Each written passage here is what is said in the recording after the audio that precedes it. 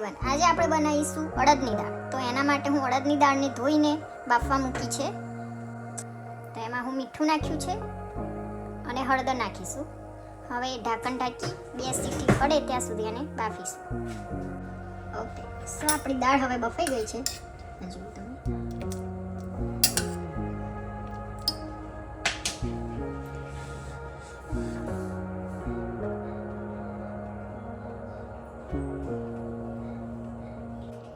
તો આપણી દાળ બફાઈ ગઈ છે. હવે એનો વઘાર કરી લઈએ. તો એના માટે જો ડુંગળી ઝીણી સમારી છે, ટામેટા, મરચાં, લસણ, આદુની પેસ્ટ, કળી પત્તા. હવે પેનમાં આપણે ઘી નાખીશું.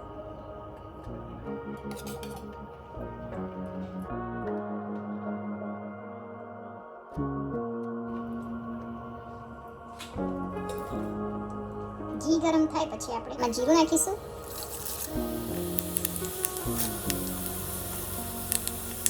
હિંગ નાખીશું.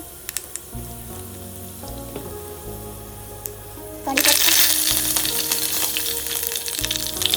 હવે આમાં ડુંગળી નાખીશું. ડુંગળી નાખી દીધી છે. હવે એને ગોલ્ડન બ્રાઉન થતા સુધી સાતળીશું.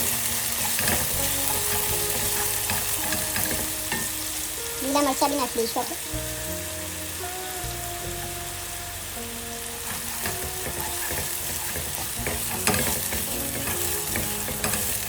હવે આને 1-2 મિનિટ સુધી સાતળીશું. ડુંગળી આપણી સતળાઈ ગઈ છે. હવે એમાં લસણ અને આદુની પેસ્ટ નાખીશું. હવે એને બી 1-8 મિનિટ સાતળી લઈશું. તો હવે આપણું લસણ, ડુંગળી, મરચાં સતળાઈ ગયું છે. તો હવે એમાં મસાલા એડ કરીશું. લાલ મરચું પાવડર,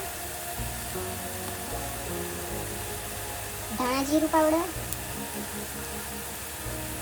હળદર થોડી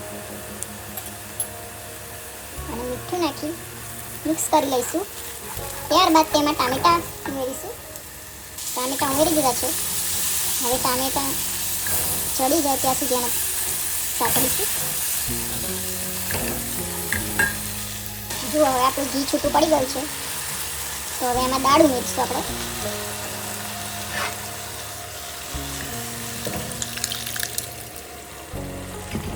દાળ ઉમેરી દીધી છે. હવે એને મિક્સ કરી લઈશું. હવે એમાં ગરમ મસાલો નાખીશું. તમારે જે પ્રમાણે જાડી પાતળી જોતી હોય પ્રમાણે પાણી વેડવાનું. તમારે આટલી જોવે છે તો હું પાણી નહીં વેડું.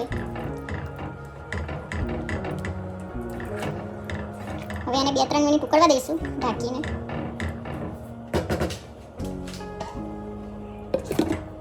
હવે 2-3 મિનિટ થઈ ગઈ છે. તો હવે આપણે દાળને જોઈ લઈએ. જો આપણી દાળ સરસ ઉકળી ગઈ છે. હવે ગેસની ફ્લેમ ઓફ કરી દઈશું અને એમાં હવે ધાણા નાખીશું. તમે લીંબુ પણ નાખી શકો છો. અમે નથી નાખતા. હવે રેડી છે આપણી અડદની દાળ.